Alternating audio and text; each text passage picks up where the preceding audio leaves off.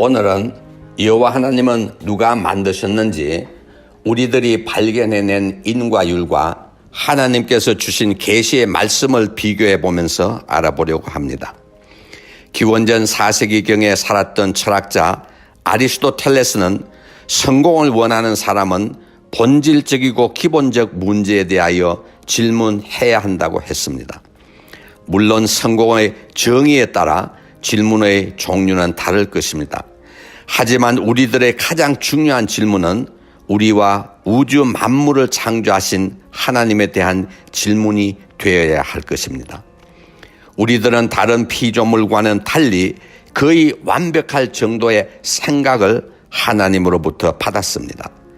17세기의 철학자이자 신학자인 데카르트는 나는 생각한다, 고로 존재한다고 했습니다.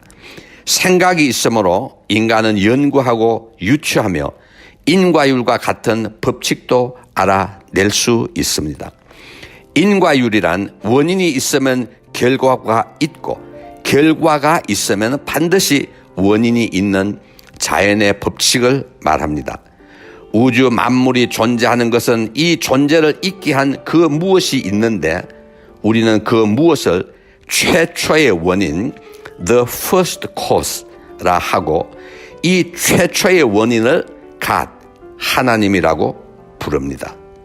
그런데 문제는 이성과 과학으로 하나님의 존재를 증명하려는 사람들은 동일한 인과율의 논리를 내세우며 너희들이 믿는 하나님은 그러면 누가 만들었느냐고 질문하게 됩니다.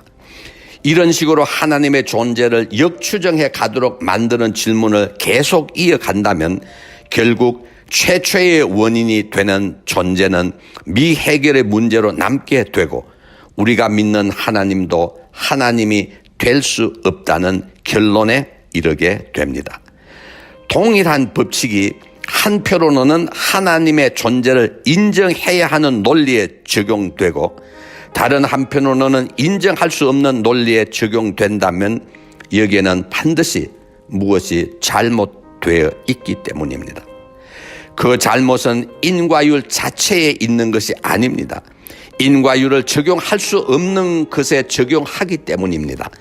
인과율은 피조물의 세상인 이 세상에만 적용되는 것이지 만물을 지으신 전능하신 하나님께는 적용될 수 없는 법칙입니다.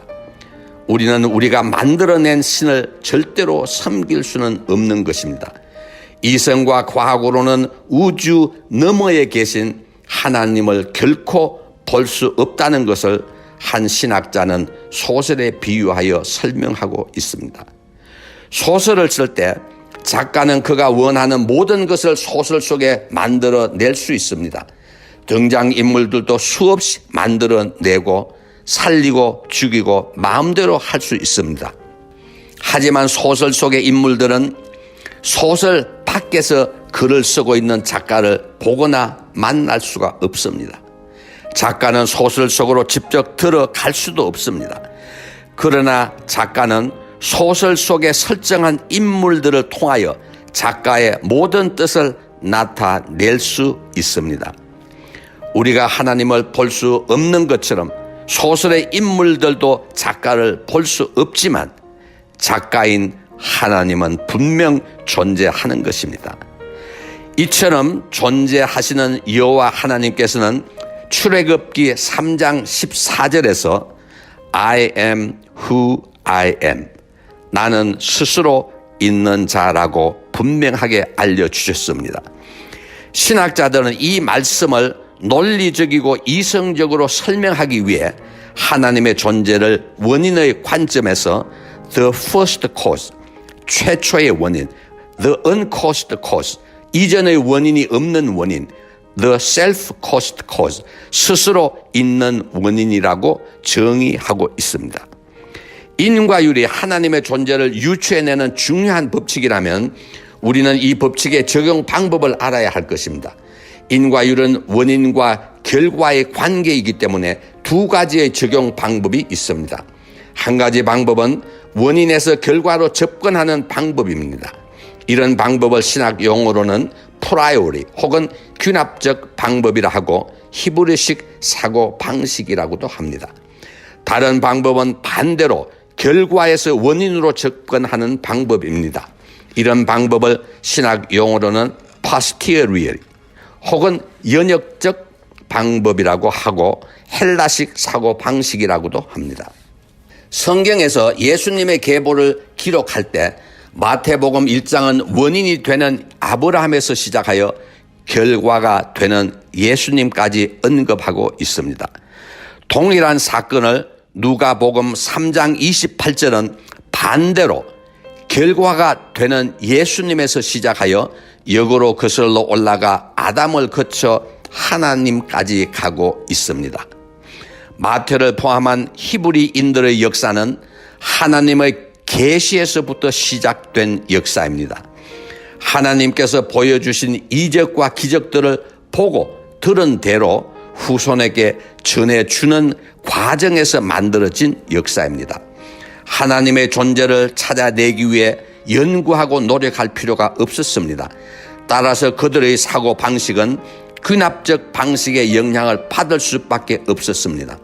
반면에 헬라인들은 하나님의 계시를 받은 것이 없었기 때문에 이성으로 하나님을 찾아내야 하는 역사 속에서 살았습니다. 그들의 사고 방식은 당연히 논리적이고 체계적인 연역적 방법의 영향을 받을 수밖에 없었습니다. 누가와 바울은 히브리인들이지만 헬라식 교육을 받았고 예수님과 함께 한 제자들이 아니었습니다. 그들이 책을 쓸 때는 많은 자료들을 수집하고 예수님과 함께 한 사람들과의 대화를 통하여 논리적으로 기록해야 하는 연역적 방법을 사용할 수밖에 없었습니다. 이러한 역사의 형성 과정을 본다면 인류의 역사는 하나님의 계시를 받은 계시의 역사와 계시를 받지 못한 이성의 역사로 구분할 수 있습니다. 일반적인 우리들의 생각으로는 이성적이고 논리적인 연역적 사고 방식의 영향을 받은 국가들이 더 번성하고 강성해질 수 있다고 볼 수 있습니다. 그런데 이성의 역사를 대표하는 헬라 문화의 종주국인 그리스의 현재는 유럽 국가 중에서 가장 빈곤한 나라의 하나가 되어 있습니다. 반대로 계시의 역사를 대표하는 여호와 신앙을 받아들인 국가들은 거의 모든 국가가 대제국을 건설하였습니다. 이를 확증할 수 있는 예언의 말씀이 시편 33장 12절입니다.